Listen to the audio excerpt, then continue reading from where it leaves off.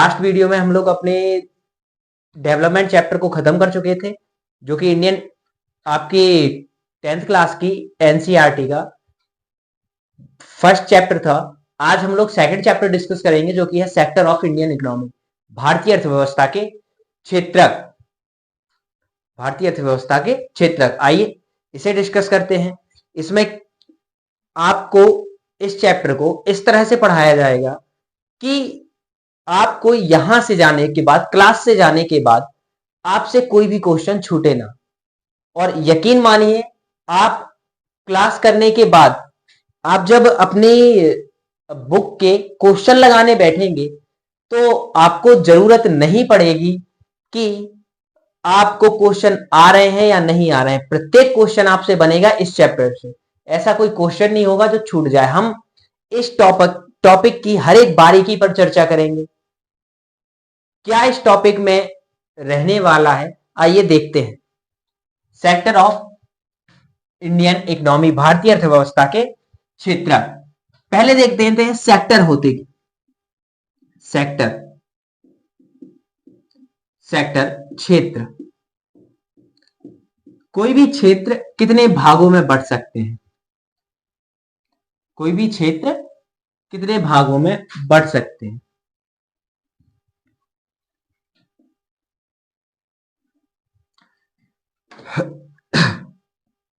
पहला आप क्षेत्रक को बांट सकते हैं प्रकृति के आधार पर। प्रकृति, नेचर के आधार पर, कि उस सेक्टर का जो क्षेत्र है उसका स्वभाव कैसा है, नेचर कैसा है, उसका स्वभाव कैसा है, प्रकृति उसकी कैसी है। सेकंड, टर्म के आधार पर, यानी कि उसमें शर्तें क्या है। शर्तें क्या है, उसमें शर्तें क्या है। प्रकृति के आधार पर और शर्तों के आधार पर और ओनरशिप के आधार पर, यानी स्वामित्व के आधार पर।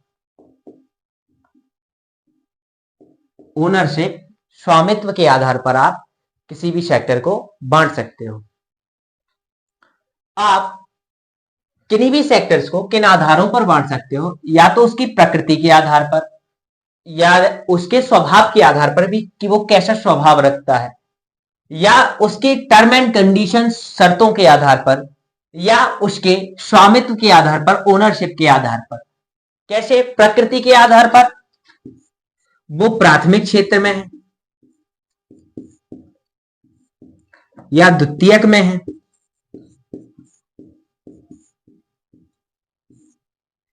या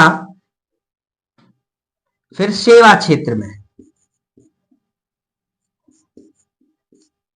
सेवा क्षेत्र में है। प्रकृति के आधार पर आप उसे तीन प्रकार में बांट सकते हो। कोई भी जो क्षेत्र है वो या तो प्राथमिक क्षेत्र में होगा, या द्वितीयक में, या सेवा क्षेत्र में। ये प्राइमरी सेक्टर, सेकेंडरी सेक्टर और टर्सरी सेक्टर, या फिर इसे सर्विस सेक्टर भी कहते हैं। ठीक, किसी भी आप क्षेत्र को जो उसकी प्रकृति के आधार पर है, या तो आप उसे प्राथमिक क्षेत्र में बांट सकते हैं, या द्वितीयक क्षेत्र में बांट सकते हैं, या सेवा क्षेत्र में बांट सकते हैं। इन तीन आधारों पर बांट सकते हैं। शर्तों के आधार पर, शर्तों के आधार पर आप उसे दो भागों में बांट सकते हो।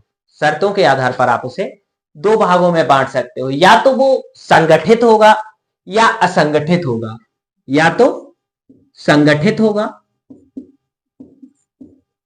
या असंगठित होगा,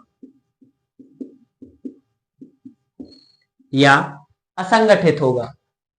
ओनरशिप के आधार पर आप उसे तीन भागों में बांट सकते हो।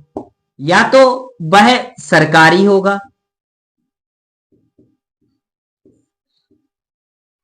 कि कोई कंपनी है उसको पूर्णतः सरकार ओन कर रही होगी।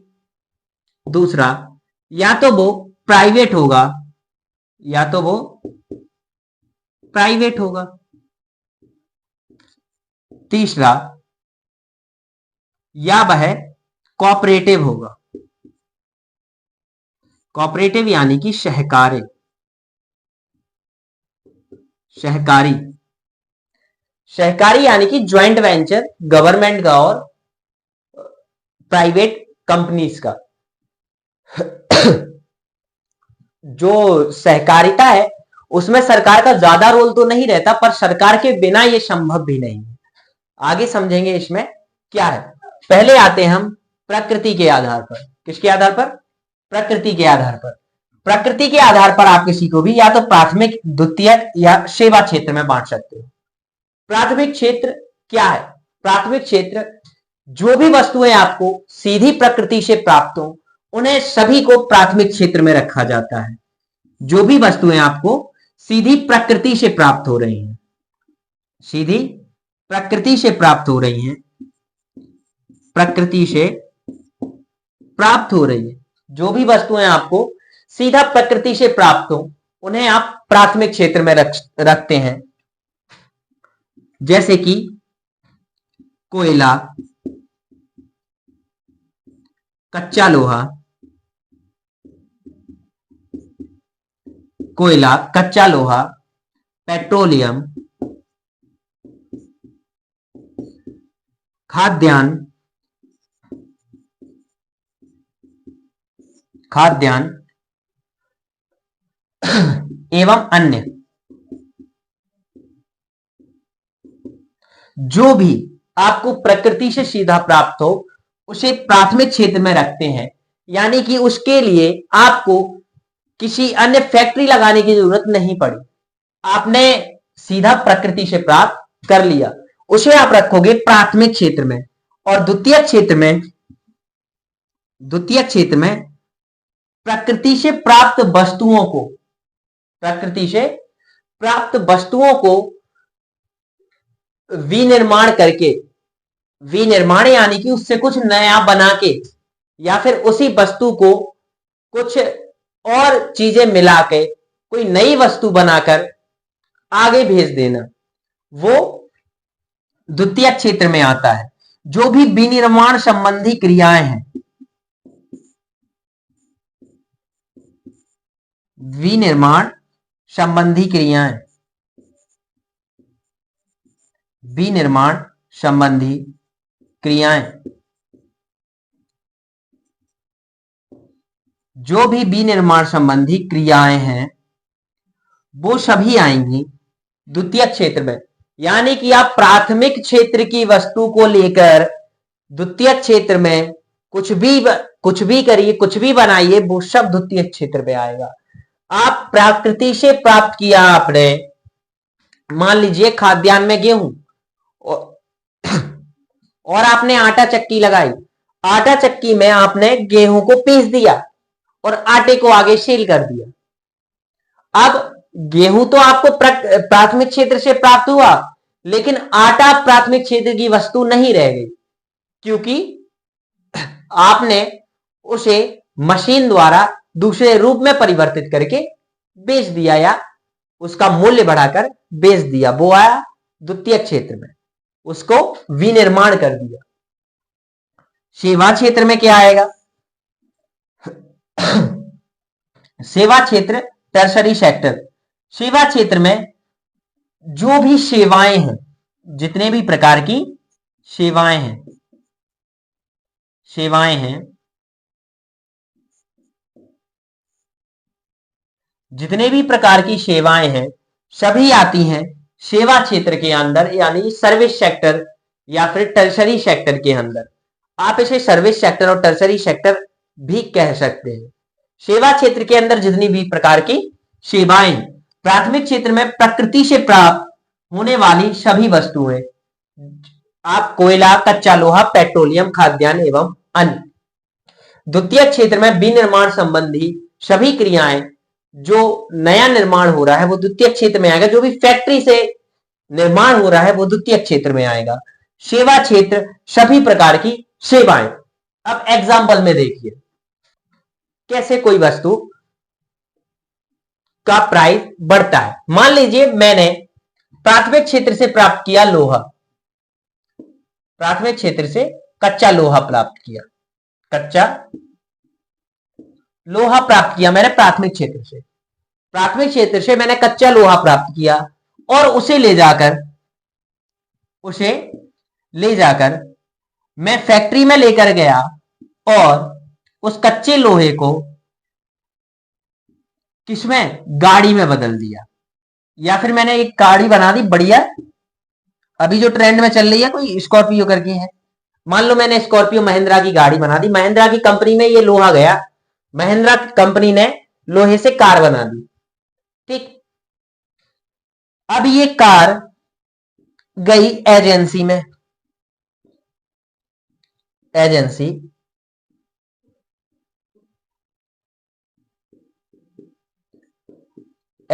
की कार बनी फैक्ट्री में, कच्चा लोहा प्राप्त हुआ मुझे प्राकृतिक क्षेत्र से, प्राकृतिक क्षेत्र से कच्चा लोहा प्राप्त हुआ।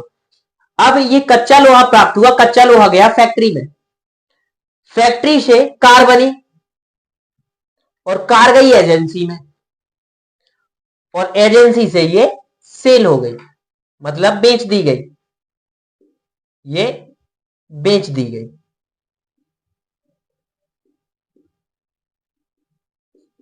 एजेंसी से ये बेच दी गई। अब देखो जो कच्चा लोहा प्राप्त हुआ वो तो हुआ हमें प्राथमिक क्षेत्र से, प्राथमिक क्षेत्र से, यानी कि जो कच्चा लोहा प्राप्त हुआ वो प्राथमिक क्षेत्र से हुआ, और जब यही कच्चे लोहे को गाड़ी में बदला गया तो निर्माण हुआ, फैक्ट्री इन्वॉल्व हुई,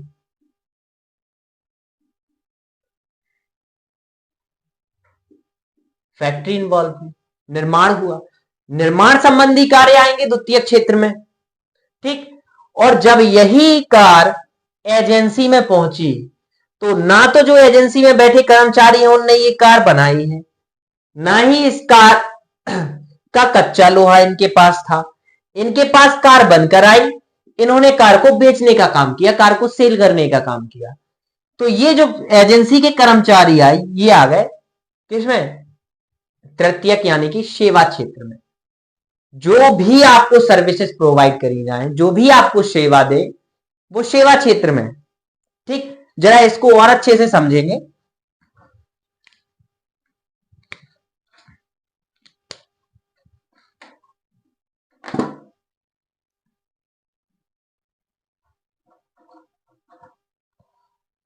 देखो जरा,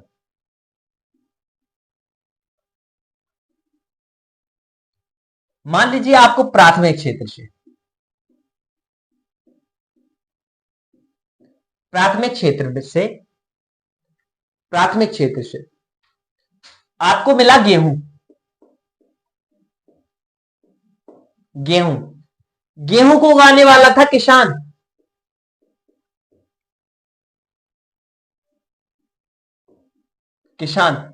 गेहूं को उगाने वाला था किसान।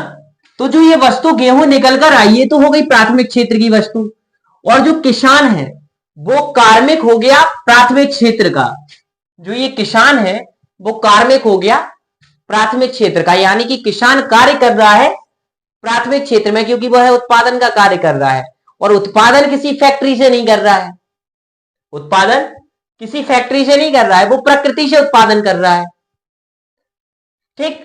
तो किसान जो हो गया वो आ गया प्राथमिक क्षेत्र में। अब इसी गेहूं से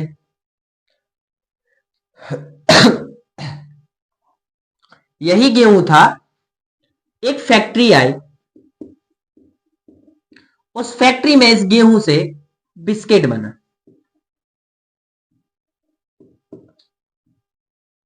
बिस्किट बना।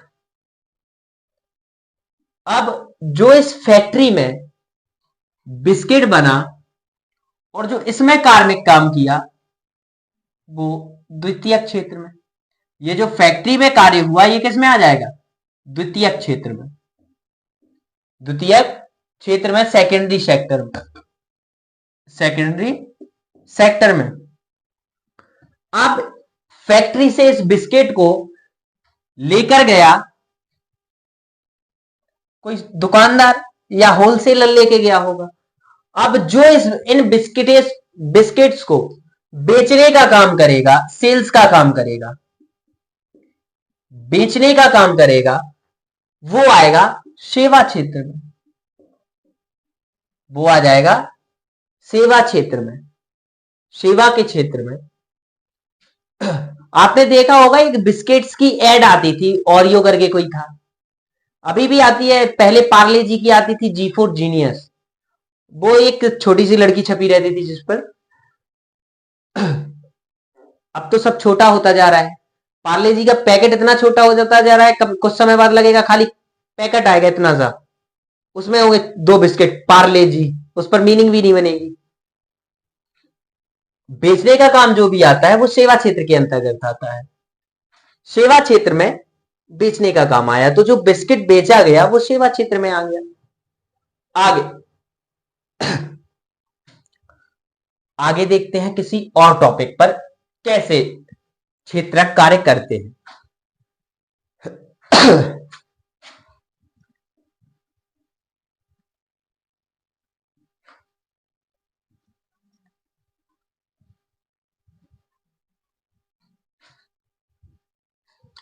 अब मान लीजिए प्राथमिक क्षेत्र से आपको प्राप्त हुआ लोहा, ठीक, प्राथमिक क्षेत्र से लोहा प्राप्त हुआ आपको। उस लोहे से आपने फैक्ट्री में ले जाकर एक फ्रिज बनाई और भी अन्य उपकरण मिलाकर फ्रिज बनाई। जो लोहा था, जो कच्चा लोहा था वो तो आपको प्राथमिक क्षेत्र में मिल गया, और जो ये कच्चा लोहा निकालने का कार्य किया जिन व्यक्तियों ने, वो प्राथमिक क्षेत्र के कारक बन गए, प्राथमिक क्षेत्र के, और फैक्ट्री में फ्रिज बनी, ठीक। अब इस फ्रिज को बेचा गया, फ्रिज को बेच दिया गया। तो आपने देखा होगा कुछ समय प्रोडक्ट्स जब हम कोई खरीद के आते हैं, नया फ्रिज खरीद कर लाएं या नई एसी खरीद कर लाएं या कोई और अन्य चीज नई खरीद कर लाएं इक्विपमेंट में, तो हमें कॉल भी आता है कि सर आपकी मशीन कैसी चल रही है, आप जो फ्रिज लेके गए थे पानी ठंडा कर रही है या नहीं, अगर नहीं कर रही हो तो हम अपना एक लड़का भेज देते हैं, वो लड़का आके सही कर जाएगा।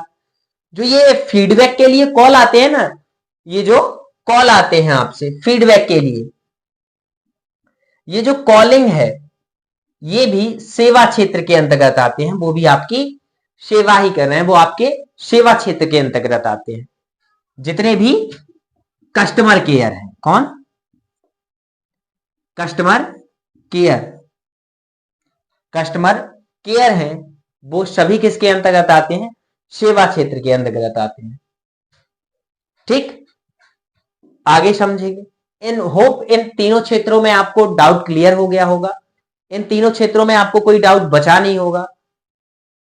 इन तीनों क्षेत्रों में अगर कोई भी डाउट रहता है तो आप वीडियो में कमेंट कर दें, उसके डाउट के ऊपर भी हम एक सेशन ले लेंगे। आपके डाउट्स के ऊपर हर वीक सेशन ले लिया करेंगे कि आपके डाउट्स क्या हैं, उन डाउट्स में क्या सॉल्यूशन होना चाहिए, कैसे आप अपनी लर्निंग को बेहतर करें, उन पर हम एक अलग से सेशन ले लेंगे।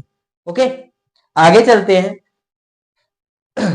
प्रकृति के आधार पर हम देख चुके हैं कि कितने प्रकार के होते हैं, जो सेक्टर्स हैं वो कितने प्रकार के होते हैं। अब एक और आधार पर देख लेते हैं। जो क्षेत्रक है, जो हमारे सेक्टर्स हैं, प्राथमिक, द्वितीयक और सेवा क्षेत्र, इनमें अगर कंपैरिजन करें इकोनॉमिकली,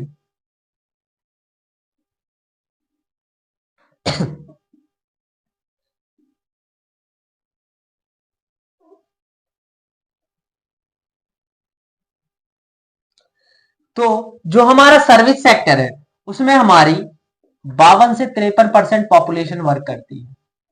52 से 53% जो हमारी पॉपुलेशन है, वो वर्क फोर्स पॉपुलेशन है, वो वर्क करती है हमारी प्राथमिक क्षेत्र में, प्राथमिक क्षेत्र में वर्ग 52 से 53% पॉपुलेशन प्राथमिक क्षेत्र में वर्क करती है। प्राथमिक क्षेत्र प्राइमरी सेक्टर में वर्क करती है, जबकि ये जीडीपी में कंट्रीब्यूशन उतना नहीं है, इसका जीडीपी में कंट्रीब्यूशन बहुत ही कम है। प्राइमरी सेक्टर, सेकेंडरी सेक्टर और ये सेवा क्षेत्र, सर्विस सेक्टर, सेवा क्षेत्र। यानी कि ये आप जीडीपी में कंट्रीब्यूशन के आधार पर देख सकते हैं, कंट्रीब्यूशन के आधार पर कि कौन सा क्षेत्र जो है कितना ज्यादा पैसा देता है देश को। सबसे ज्यादा जो पैसा है वो देता है सेवा क्षेत्र, सर्विस सेक्टर। हमारा जो सेवा क्षेत्र है वो सबसे ज्यादा हमें पैसा देता है, क्योंकि सेवा क्षेत्र में सबसे ज्यादा कोई अगर पैसा कमा सकता है तो वो सेवा क्षेत्र से है। क्यों? क्योंकि जो एक बिजनेसमैन है वो भी सेवा क्षेत्र में आएगा, जो अच्छी जॉब्स हैं, अच्छी जॉब्स हैं वो भी सेवा क्षेत्र में आएंगी, जो भी जॉब्स हैं। और सेवा क्षेत्र में जितनी भी जॉब्स हैं वो सभी हाई सैलरी वाली होती है। अब इन्हें किस आधार पर और बांटा जाता है? जो ये प्राइमरी सेक्टर्स के जॉब होते हैं, प्राइमरी सेक्टर्स में जो व्यक्ति वर्क करते हैं, जो प्राइमरी सेक्टर में वर्क करते हैं, जो भी प्राइमरी सेक्टर में वर्क करता है उसे कहते हैं red collar job, red collar job, red collar job. और जो सर्विस सेक्टर में वर्क करता है, जो कार्मिक सर्विस सेक्टर में वर्क करता है, सेवा क्षेत्र में वर्क करता है, उसे कहते हैं ब्लू कॉलर जॉब। सेवा क्षेत्र में ब्लू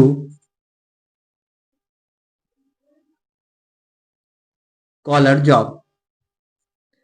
और जो सेवा क्षेत्र में वर्क करते हैं उन्हें कहते हैं व्हाइट कॉलर जॉब। और सेवा क्षेत्र में भी जो एडमिनिस्ट्रेशन का काम कर रहा है, यानी कि प्रबंधन का काम कर रहा है, उन्हें कहते हैं गोल्डन कॉलर जॉब। ठीक, आपको याद रखना है, प्राइमरी सेक्टर में जो कार्मिक वर्क कर रहे हैं वो रेड कॉलर जॉब, और जो सर्विस सेक्टर, जो सेकेंडरी सेक्टर द्वितीय क्षेत्र में वर्क कर रहे हैं वो ब्लू कॉलर जॉब, और जो सेवा क्षेत्र में कार्य कर रहे हैं वो व्हाइट कॉलर जॉब, और जो सेवा क्षेत्र में एडमिनिस्ट्रेशन का काम कर रहे हैं, प्रबंधन का काम कर रहे हैं, वो गोल्डन कॉलर जॉब है। ठीक है, आपको पर्टिकुलर इन तीन सेक्टर से, प्राथमिक क्षेत्र, द्वितीय क्षेत्र और सेवा क्षेत्र, इनमें इससे डीप नहीं पूछेगा 10th क्लास में, बेफिक्र रहिए। अब देखते हैं टर्म्स के आधार पर, टर्म्स के आधार पर।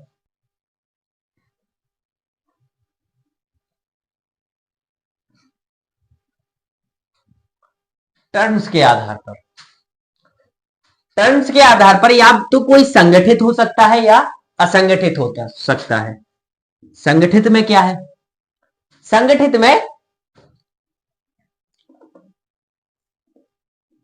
में उसका टाइम फिक्स होगा, टाइम फिक्स होगा। टाइम फिक्स है कि इतने बजे आना है तो आना है। उसके हॉलीडेज फिक्स हैं, हॉलीडेज फिक्स हैं, हॉलीडेज जो हैं उसके फिक्स हैं।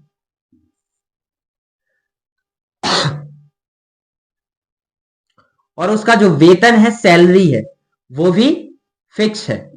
सैलरी जो है वो भी फिक्स है, टाइम फिक्स है, हॉलीडे फिक्स है और सैलरी भी फिक्स है कि उसको महीने के एंड में तो इतना मिलना ही है, और जो छुट्टियां हैं वो ये तो मिलनी ही है, और टाइम इतने बजे आना है और इतने बजे जाना है।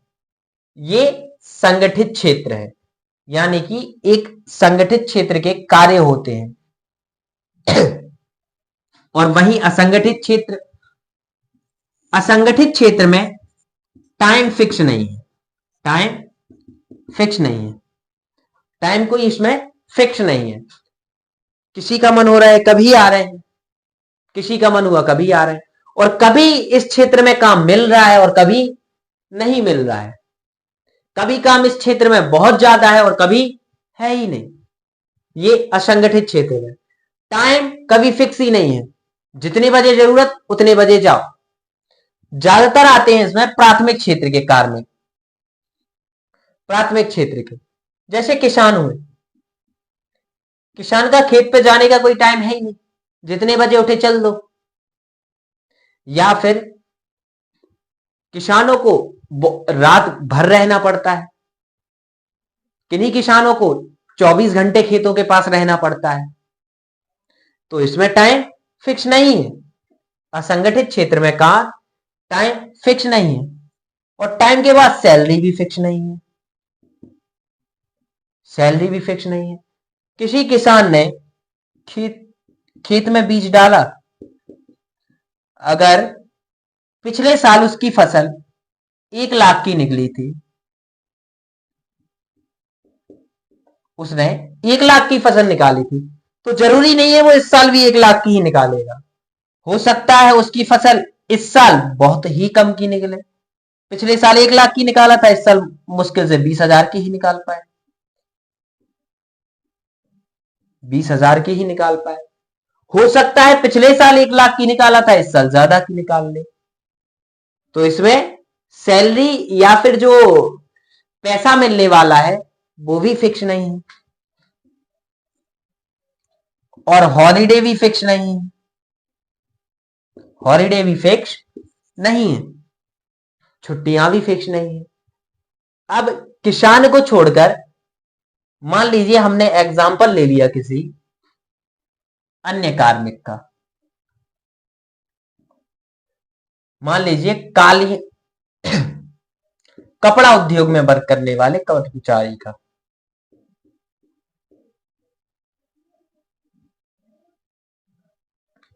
कपड़ा उद्योग भारत में बहुत बड़ा असंगठित क्षेत्र के रूप में कार्य करता है, और असंगठित क्षेत्र में ये सबसे ज्यादा जॉब्स देता है। क्यों? कपड़ा उद्योग में टाइम फिक्स नहीं है, सैलरी भी फिक्स नहीं है, आप जितना कार्य करोगे उतना आपको वेतन मिल जाएगा, और इसमें हॉलीडेज भी फिक्स नहीं है।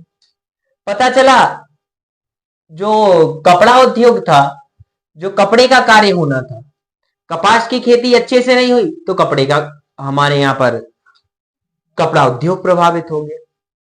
ठीक, ये दो क्षेत्र आपने देखे। टर्म के आधार पर, शर्तों के आधार पर किसी भी क्षेत्र को हम दो भागों में बांट सकते हैं कि या तो वो संगठित हो सकता है या असंगठित हो सकता है। संगठित क्षेत्र में जो सबसे ज्यादा जॉब प्रोवाइड करता है वो करता है रेलवे। रेलवे जो है वो संगठित क्षेत्र में सबसे ज्यादा जॉब्स प्रोवाइड करता है, सबसे ज्यादा नौकरियां देता है। ठीक,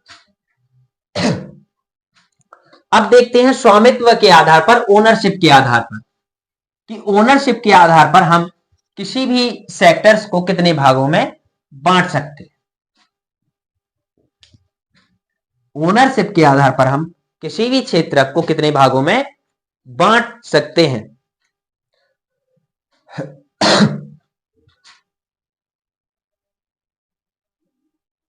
ओनरशिप के आधार पर या तो कोई, पहले बताया जैसा कि हमने, या तो सरकारी स्वामित्व का हो सकता है, या तो सरकारी स्वामित्व का हो सकता है ओनरशिप के आधार पर, यानी कि स्वामित्व के आधार पर।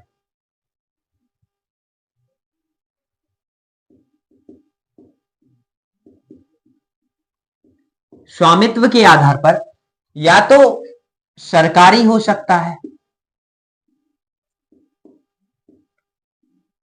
या प्राइवेट हो सकता है,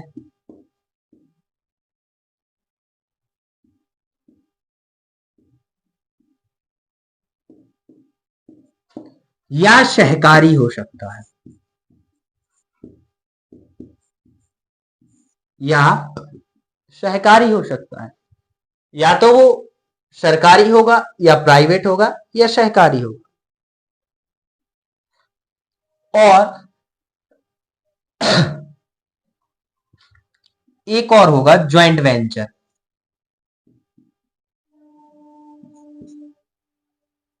ज्वाइंट वेंचर जो कि सरकार प्लस प्राइवेट कंपनी मिलकर करती है। जो ज्वाइंट वेंचर है वो सरकार और प्राइवेट कंपनी मिलकर करती है। अब इन्हें देखते हैं हम कैसे कैसे क्या क्या इनमें हो सकते हैं। सरकारी तो जो पूर्णतः सरकार का है 100%, पूर्णतः 100% उस पर सरकार का हक है। 100% जो पैसा लगा हुआ है वो गवर्नमेंट का लगा हुआ है। जैसे आपका वर्तमान में BHEL हुआ, Bharat heavy electrical limited NTPC हुआ, national thermal power corporation of India NTPC हुआ, और अन्य PSU हुए जो सरकार के अधीन कार्य करते हैं, जिसमें भी सरकार का पूर्णतः पैसा लगा हुआ है वो सरकारी है। और जिसमें पूर्णतः प्राइवेट का है, पूर्णतः प्राइवेट का है, 100% प्राइवेट का है, वो प्राइवेट के अंदर। अब प्राइवेट के अंदर प्राइवेट पब्लिक पार्टनरशिप भी हो सकती है। यानी कि एक कोई उद्यमी है, उद्यमी ने अपने जो कंपनी थी उसके शेयर्स निकाले, लोगों ने खरीदे, लोगों ने अपना पैसा कंपनी को दिया और कंपनी ने उस पैसे को लगाकर कार्य किया, तो उस कंपनी में लोगों का भी हिस्सा है। प्राइवेट पब्लिक पार्टनरशिप के तहत वो कंपनी कार्य कर रही है, वो कंपनी भी प्राइवेट है। सहकारी, अब सहकारी में सरकार ज्यादा मदद नहीं करती, सरकार कोई पैसा नहीं देती सरकारी सहकारी को, सहकारी समितियों को कोई सरकार पैसा नहीं देती है। लेकिन सहकारी जो समितियां हैं वो सरकार के बिना संभव भी नहीं है, और सहकारी समितियों से बहुत ज्यादा फायदा है। जो सहकारी समितियां बनती हैं इनसे देश को बहुत ज्यादा लाभ है, हम इनसे बहुत ज्यादा कार्य कर सकते हैं। जैसे सहकारिता में होता है कि कोई चीज विदेश में एक्सपोर्ट करनी है, मान लीजिए विदेश में भेजनी है, लेकिन हमारे यहां पर किसी भी एक प्राइवेट प्लेयर या फिर कह दीजिए किसी आम व्यक्ति के बस में तो इतना है नहीं कि वो किसी चीज का प्रोडक्शन करे और बेच आए, विदेश में बेचकर आ जाए। ये आम आदमी के बस की बात तो है नहीं, तो सहकारिता बनाए जाते हैं। जैसे मान ली जो चाइना में है वो कॉकरोच के, जो कॉकरोच होते हैं ना, उनकी नमकीन, उनके फ्राई नमकीन की बहुत ज्यादा डिमांड है, कॉकरोच की बहुत ज्यादा डिमांड है चाइना में। जैसे हमारे यहाँ आप लोग आलू भुजिया खाते हो ना, वो नमकीन आती है पैकेट में, ऐसे चाइना में खाए जाते हैं कॉकरोच। तो सरकार को क्या करना चाहिए? सरकार को करना चाहिए कि कॉकरोच पालन के लिए इंसेंटिव सरकार दे कि आप कॉकरोच पालन कीजिए, सरकार उनको बेचेगी। मान लीजिए कॉकरोच पालन के लिए चाहिए क्या है, फट्टी गीली की, किसी अंधेरे कमरे में डाल दी, कॉकरोच अपने आप आ जाएंगे, और कॉकरोच आ गए उन पर कलेक्शन सेंटर डाल दीजिए आप। इसे कॉकरोच पर ना समझकर मान लीजिए जो चाइना में इस समय डिमांड है ज्यादा, वो है मुर्गी, वो बतख के अंडे की, बतख के अंडे की। और इंडिया में तो बतख का अंडा लगभग कोई कंज्यूम करता नहीं है, तो सरकार को करना चाहिए कि लोगों से कहे कि आप बतखें पालो, लोगों से कहे कि आप बतखें पालो। लोगों ने बतखें पाली।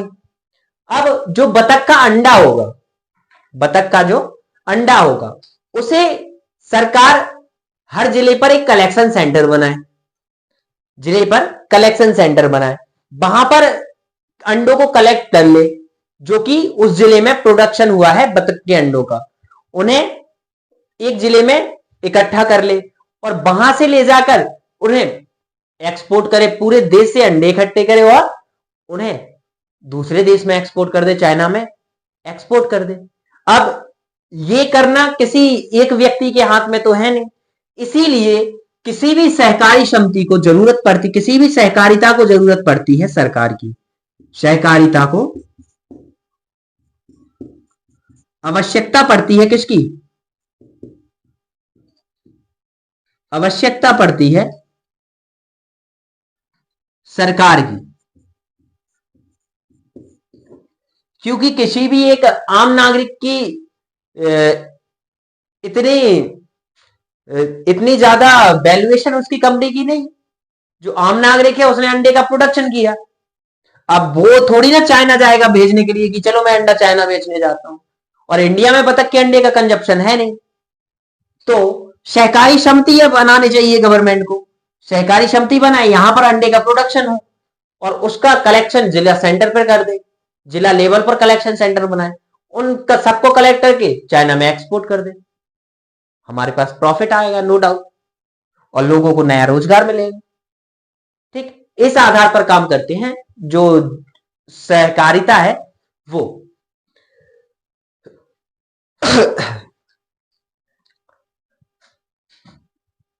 और एक है ज्वाइंट वेंचर, जो कि प्राइवेट का ही एक पार्ट है, ज्वाइंट वेंचर। अब समझते हैं हम ज्वाइंट वेंचर। ज्वाइंट वेंचर क्या होता है? ये प्राइवेट का ही एक पार्ट है, इसमें सरकार इन्वॉल्व नहीं होती। ज्वाइंट वेंचर में सरकार ज्यादा इन्वॉल्व, अपना जो एडमिनिस्ट्रेशन है ये सरकार ज्वाइंट वेंचर में नहीं अड़ाती है। सरकार क्या कहती है ज्वाइंट वेंचर से, एक काम करो, आप भी पैसा लगाओ मैं भी पैसा लगाती हूं, और दोनों कोई कार्य करते हैं। जैसे मान लीजिए सरकार ने और प्राइवेट कंपनी ने मिलकर एक कंपनी खोली एक्स, उस एक्स कंपनी से कहा कि आपको एक रोड डालना है पीपीपी के तहत, प्राइवेट पब्लिक पार्टनरशिप के तहत। कोई एक्स कंपनी से कहा, कोई भी प्राइवेट कंपनी थी उससे कहा कि आपको रोड डालना है प्राइवेट पब्लिक पार्टनरशिप के तहत। अब सरकार ने कहा कि मुझे पैसा देना ना पड़े, तो सरकार ने कहा एक काम करो, तुम इस रोड से जितना भी 10 साल तक टैक्स आए वो तुम लेना, जितना भी टैक्स आए, जो आप टोल टैक्स देते हो, वो जितना भी टैक्स आए 10 साल तक आप रखो, फिर सड़क हमारे हवाले कर दो, फिर सड़क हमारे हवाले कर। इससे क्या हुआ, सड़क भी बन गई, सरकार का पैसा भी नहीं लगा, सरकार का पैसा उसके लिए अलग से उसे अलॉट नहीं करना पड़ा, और कार्य भी बहुत तेजी से हुआ। क्योंकि जो प्राइवेट कंपनियां हैं वो कार्य बहुत तेजी से करती हैं, प्रगति बहुत तेजी से करती हैं, बहुत तेजी से कार्य होता है प्राइवेट कंपनियों का। जैसे मान लीजिए किसी एक्स जगह पर टनल बननी है, सुरंग बननी है, इस सुरंग को सरकार ने देखा कि मेरा खर्चा आ रहा है मान लीजिए 1 लाख करोड़, 1 लाख करोड़, सरकार ने देखा 1 लाख करोड़ रुपए खर्चा आ रहा है इस सुरंग को बनाने में, और कोई प्राइवेट कंपनी कहती है हम बना देते हैं, हम बना देते हैं। आपसे सरकार से हम पैसा नहीं लेंगे, बस इस टनल को जितने भी लोग क्रॉस करेंगे, जो इस पर हम टोल वसूलेंगे, वो इतने साल तक 10 या 15 साल तक हम वसूलेंगे। क्योंकि कंपनी अपना एवरेज निकाल देती है कि इतनी गाड़ियां निकलनी है तो इस हिसाब से इतना पैसा बनेगा, इतना पैसा कवर हो जाएगा। तो कंपनी कहती है कि ये मैं बना देती हूं, आप एक काम कीजिएगा, इसका 10 से 15 साल तक स्वामित्व जो है वो मुझे दे दीजिएगा, इसका स्वामित्व जो है वो आप मुझे दे दीजिएगा। तो सरकार का जो था वो पुल भी बन गया, जो टनल बननी थी वो भी बन गई, सरकार का पैसा भी नहीं लगा और विकास भी हो गया। ये होता है प्राइवेट पब्लिक पार्टनरशिप के आधार पर में।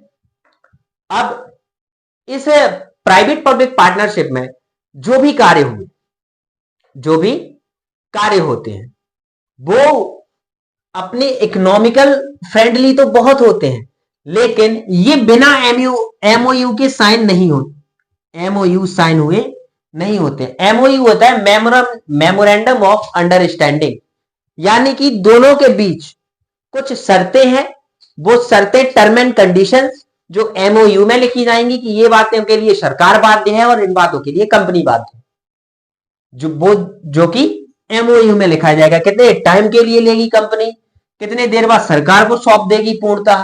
ठीक, ये कार्य होते हैं प्राइवेट पब्लिक पार्टनरशिप के तहत। अब आपके इस चैप्टर में कुछ नहीं बचा है, जो भी था आपके चैप्टर में समझा दिया गया है। आपको इसकी पीडीएफ जो है वो आपके स्माइल फॉर एजुकेशन के व्हाट्सएप चैनल पर मिल जाएगी, जो आपको लिंक उसका डिस्क्रिप्शन में मिल जाएगा। बाकी के लिए मिल